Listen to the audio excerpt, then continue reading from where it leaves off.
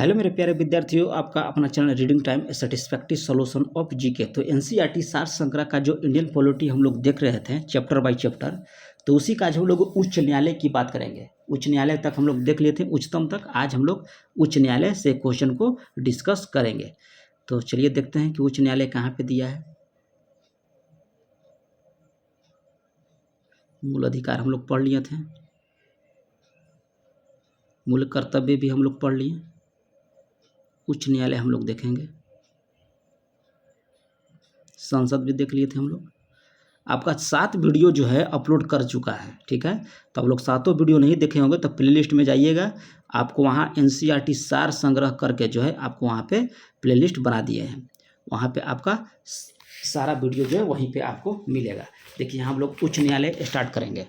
करें कि अंडमान निकोबार द्वीप समूह के किस उच्च न्यायालय के क्षेत्राधिकार के अंतर्गत आता है। क्या पूछ रहा है कि अंडमान और निकोबार द्वीप समूह के जो उच्च न्यायालय हैं ये आपको किस क्षेत्र के अंतर्गत आता है, तो कोलकाता उच्च न्यायालय के क्षेत्र के अंतर्गत आता है। अगला क्वेश्चन कर रहा है कि उच्च न्यायालय के न्यायाधीश के वेतन और भत्ता जो है किस निधि के द्वारा दिया जाता है, तो राज्य के संचित निधि से द्वारा दिया जाता है। किसका? उच्च न्यायालय का। आगे कह रहा है कि उच्च न्यायालय के निर्णय से पूर्व किस उच्च न्यायालय ने कहा है कि यह निर्णय दिया कि एक बार में 3 बार तलाक कहने से तलाक होना गैर कानूनी है। तो यह आपको इलाहाबाद उच्च न्यायालय के द्वारा जो यह बोला गया था। आगे कह रहा है कि न्यायाधीशों को हटाने की प्रक्रिया 3 सदस्यीय समिति के द्वारा किया जाता है। तो भारत के मुख्य न्यायाधीश या उच्चतम न्यायालय का कोई अन्य वरिष्ठ न्यायाधीश हो। उच्च न्यायालय का मुख्य न्यायाधीश होना चाहिए और एक प्रख्यात विधिक वेतक होना चाहिए। आपको न्यायाधीशों को हटाने की प्रक्रिया में 3 सदस्य समिति कौन होना चाहिए, तो भारत के मुख्य न्यायाधीश और या उच्चतम न्यायालय के एक कोई अन्य वरिष्ठ न्यायाधीश, उच्च न्यायालय के आपका मुख्य न्यायाधीश और एक प्रख्यात विधि वेता। चलिए आगे दिया है, करा कि एक उच्च न्यायालय का न्यायाधीश अपना त्याग पत्र किसे संबोधित करेगा, तो आपको राष्ट्रपति को जो है वह संबोधित करेगा। उच्च न्यायालय के न्यायाधीश की सेवानिवृत्ति कितनी है, तो आपको 62 वर्ष की उम्र में जो है रिटायर हो जाएगा। आगे देखिए यहाँ पे कह रहा है कि सर्वोच्च न्यायालय किस व्यक्ति अथवा संस्था को, ठीक है, संस्था को उसके दायित्व के निर्वहन हेतु करा है कि रिट जारी करता है तथा उसे लेख को क्या कहते हैं, तो उसको आपको बोला जाता है परमादेश। अब भारत में उच्च न्यायालय की कुल संख्या कितनी है, तो याद रखिएगा कि उच्च न्यायालयों की संख्या अभी प्रेजेंट में 25 है। संपत्ति का अधिकार करा है कि वर्तमान में वैधानिक अधिकार यानी कि लीगल राइट है जिसकी रक्षा के लिए उच्च न्यायालय जो है आपका रिट जारी कर सकता है। 44वां संविधान संशोधन 1978 ईस्वी के द्वारा, याद रखिएगा। राज्य के कह रहा है कि उच्च न्यायालय का मुख्य क्षेत्राधिकार के अंतर्गत कौन सा अधिकार आपका नहीं आता है, तो परामर्श संबंधी क्षेत्राधिकार जो है आपको मुख्य क्षेत्र का अधिकार के अंतर्गत नहीं आता है। अधीनस्थ न्यायालय में कह रहा है कि किस कार्य पद्धति का जो है परीक्षण कौन सी याचिका करती है, तो यह आपको उत्प्रेषण। आगे दिया है कि मूल अधिकार का संरक्षण उच्च न्यायालय और उच्चतम न्यायालय दोनों की अधिकारिता में आता है। कौन सा? मूल अधिकार का जो संरक्षण है आपको उच्च न्यायालय भी करेगा और उच्चतम न्यायालय भी करेगा।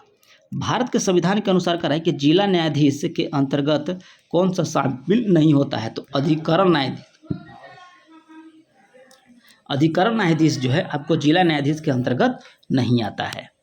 आगे कह रहा है कि निवारक निरोधक, ठीक है, के अंतर्गत एक व्यक्ति को बिना मुकदमा चलाए कितने समय तक बंदी बनाया रखा जा सकता है, तो आपको 3 महीना तक, याद रखिएगा। निवारक निरोधक के अंतर्गत एक व्यक्ति को बिना मुकदमा चलाए जो है आपको कितने समय तक बंदी बना कर रखेंगे, तो आप 3 महीने तक।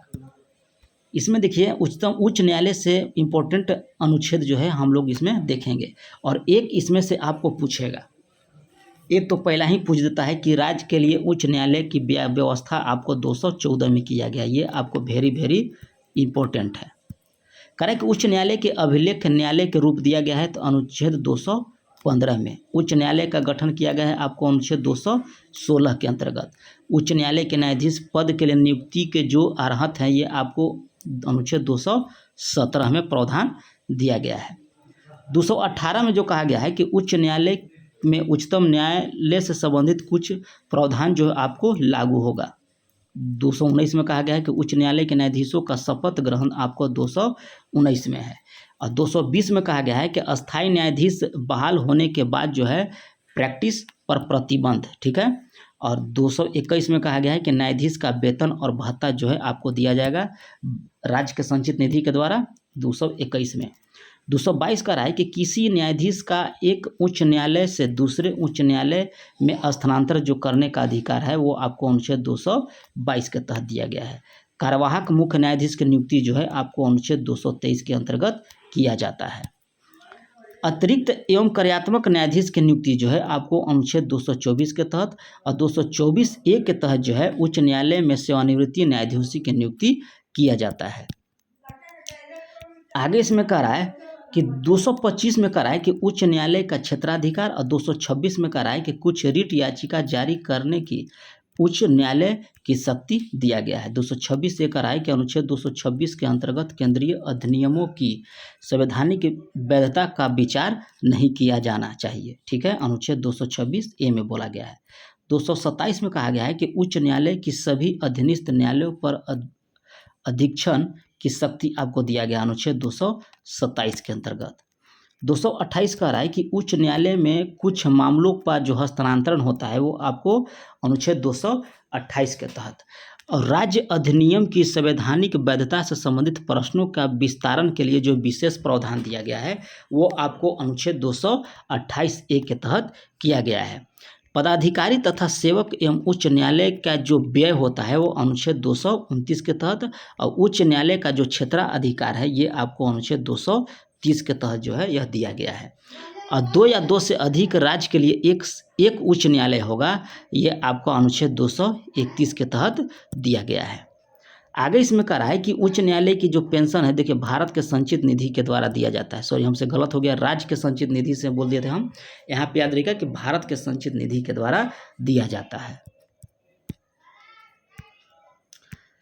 यहाँ पे देखिए क्या कर रहा है कि गठन, कोलकाता, मुंबई और मद्रास उच्च न्यायालय का गठन जो है आपको 1862 ईस्वी में किया गया था।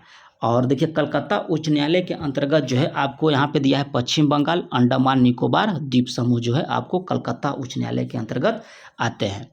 बम्बई उच्च न्यायालय के अंतर्गत याद रखिएगा कि महाराष्ट्र, दादर नगर हवेली, दमन और दीव और गोवा ये आपको बम्बई उच्च न्यायालय के अंतर्गत आएगा। मद्रास तमिलनाडु और पुडुचेरी जो है आपको मद्रास उच्च न्यायालय के अंतर्गत आता है। कर्नाटक याद रखिएगा कि 1884 ईस्वी में किया गया। इलाहाबाद उच्च न्यायालय की स्थापना 1866 ईस्वी में।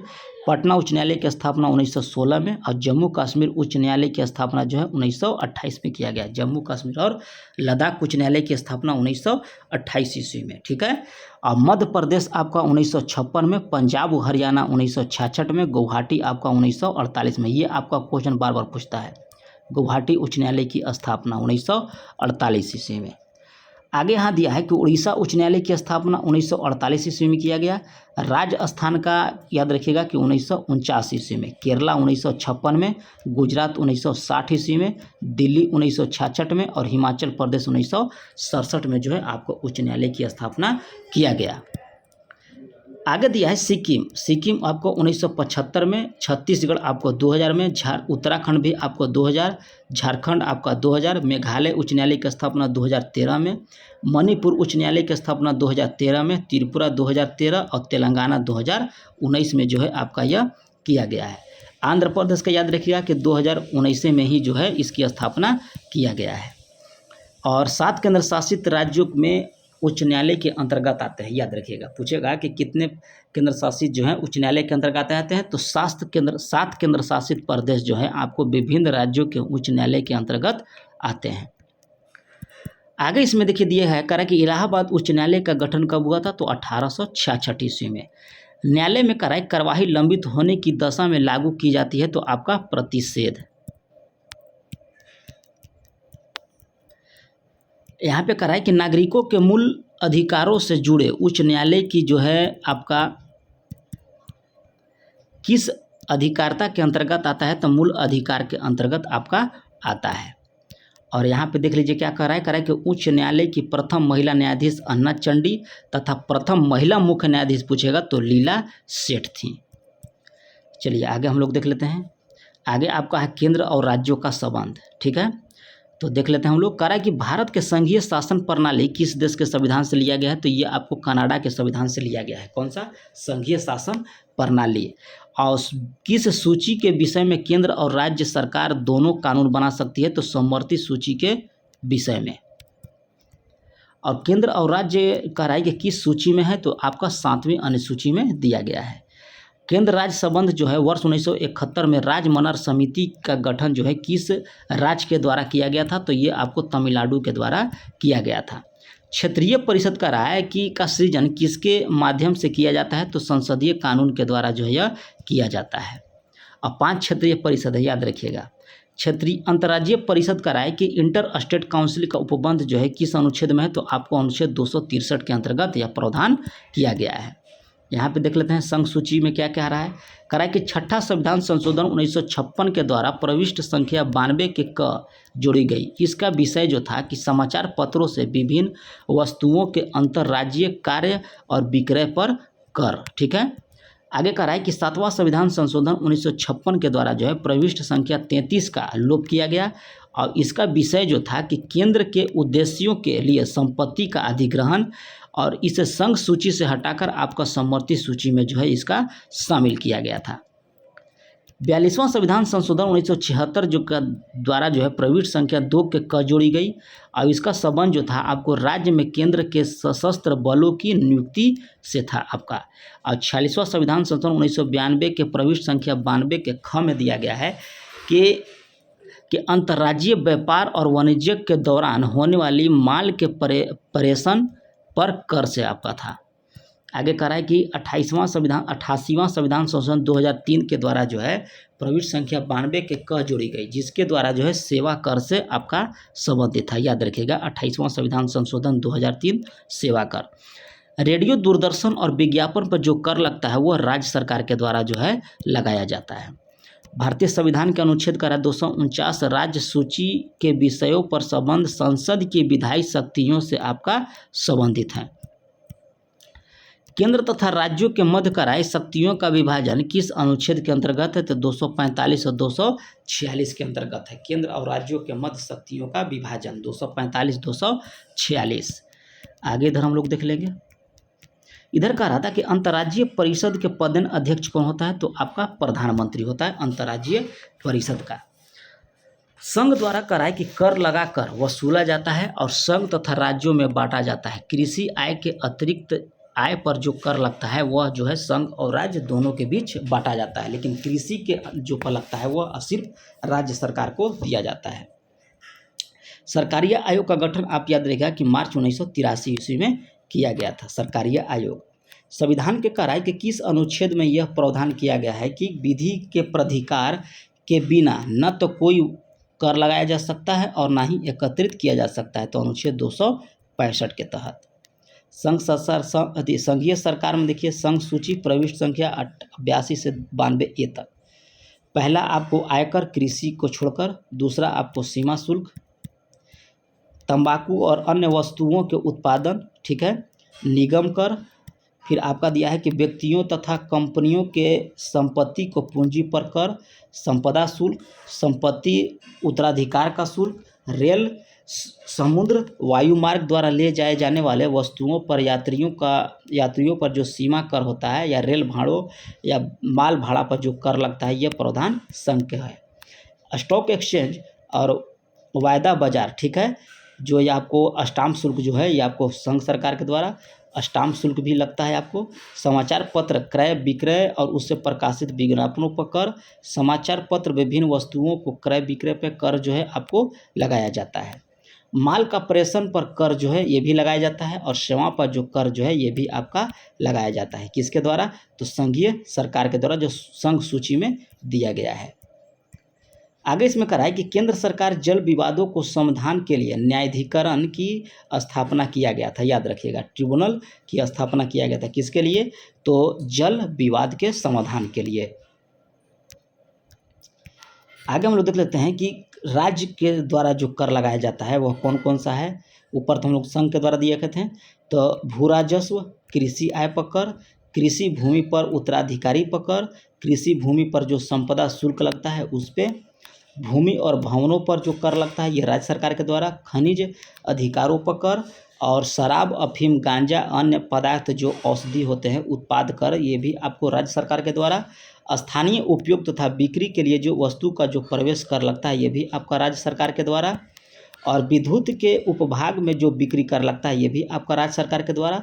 समाचार पत्र और विभिन्न वस्तुओं के क्रय विक्रय पर कर, रेडियो दूरदर्शन के विज्ञापन पर कर, सड़क तथा अंतर्देशीय जल मार्ग के द्वारा ले जाए जाने वाला वस्तु से यात्रियों पर जो कर लगता है ये भी आपको राज्य सरकार के द्वारा लगाया जाएगा। सड़क पर प्रयुक्त जो वाहन हम लोग चलाते हैं मोटरसाइकिल, ये भी आपको राज्य सरकार के द्वारा। जीव जंतु और नौकाओं पर जो कर लगता है ये भी आपका राज्य सरकार के द्वारा लगाया जा सकता है। देखिए यहाँ पे प्रति व्यक्ति आयकर, विलासिता कर, स्टाम्प शुल्क, ये सब जो है आपको राज्य सरकार के द्वारा लगाया जाता है। सरकारीय आयोग का गठन जो है संघ और राज्य के मध्य जो है संबंधों की समीक्षा करने के लिए हुआ था। अंतर्राज्यीय परिषद का गठन जो है आपको 18 मई 1990 में किया गया। और केंद्र और राज्यों के संबंध जो है विशेष रूप से किस संदर्भ में म्यूनिसिपल संबंध कहा गया है, तो वित्तीय मामले में राज्य पर केंद्र के नियंत्रण के संदर्भ में जो है आपको म्यूनिसिपल संबंध बोला गया है। आगे देख लेते हैं हम लोग इधर क्या कह रहा था। इधर कह रहा कि आयोग और समितियां, ठीक है। तो राज्य मनर समिति जो है के अध्यक्ष डीपी मानर थे। सरकारीय आयोग का अध्यक्ष रंजीत सिंह सकारिया थे। प्रशासनिक सुधार आयोग के अध्यक्ष मोरारजी देसाई। सीतलवाड़ा समिति का संबंध एमसी सीतलवाड़ा से। और पुगची आयोग का संबंध जो है आपको मदन मोहन पुगची जो है इनके अध्यक्षता किए थे। अनुच्छेद 312 के अंतर्गत कहा है कि राज्यसभा में उपस्थित और मतदान करने वाले सदस्यों के 2/3 बहुमत से पारित प्रस्ताव द्वारा कराए कि संसद को किसी नई अखिल भारतीय सेवाओं के सृजन का अधिकार दिया गया। याद रखिएगा कि अनुच्छेद 312 के अंतर्गत भारतीय संविधान के कराए कि इस भाग में केंद्र और राज्य विधायिका संबंध का विवरण है, तो भाग 11 में जल संबंधी का विवाद जो का निर्णय जो है आपका अनुच्छेद 262 के तहत दिया जाता है। और प्रधानमंत्री की अनुपस्थिति में अंतर्राज्यीय परिषद की अध्यक्षता जो है उसके द्वारा कैबिनेट स्तर के मंत्री के द्वारा किया जाएगा। अगर अंतर्राज्यीय परिषद में अगर प्रधानमंत्री अनुपस्थित होते हैं तो कैबिनेट स्तर के जो मंत्री हैं उनके द्वारा किया जाएगा। करें कि यह सुझाव किस समिति ने दिया था कि राज्यपाल के प्रसाद पर्यटन पर राज्य मंत्री परिषद के पद धारित करने से संबंधित प्रावधान समाप्त कर दिया जाए, तो राज्य मनर समिति के द्वारा। भारतीय संविधान में कहा है कि संघ और राज्यों के प्रशासनिक संबंधों का उल्लेख जो है आपको अनुच्छेद 256 से 263 तक दिया गया है। अंतर्राज्यीय परिषद का गठन याद रखिएगा कि अनुच्छेद 263 से हुआ है। अंतर्राज्यीय परिषद का गठन अनुच्छेद 262 के अंतर्गत कराए कि प्रदत्त शक्ति के प्रयोग से संसद के द्वारा नदी बोर्ड अधिनियम 1956 तथा अंतर्राज्यीय जल विवाद अधिनियम 1956 पारित किया गया। जल विवाद अधिनियम 1956 के अंतर्गत जो है केंद्र सरकार ऐसे विवादों के समाधान के लिए न्यायाधिकरण की स्थापना भी कर सकती है। आगे कह रहा है कि केंद्र सरकार के द्वारा राज्यों को संचार साधनों का कार्य के निर्माण एवं रख रखाव संबंधी निर्देश अनुच्छेद के अंतर्गत है, तो अनुच्छेद 257 के तहत है। इसमें कह रहा है कि तत्कालीन प्रधानमंत्री श्री विश्वनाथ प्रताप सिंह की अध्यक्षता में अंतर्राज्यीय परिषद का प्रथम बैठक जो है आपको 10 अक्टूबर 1990 को किया गया था।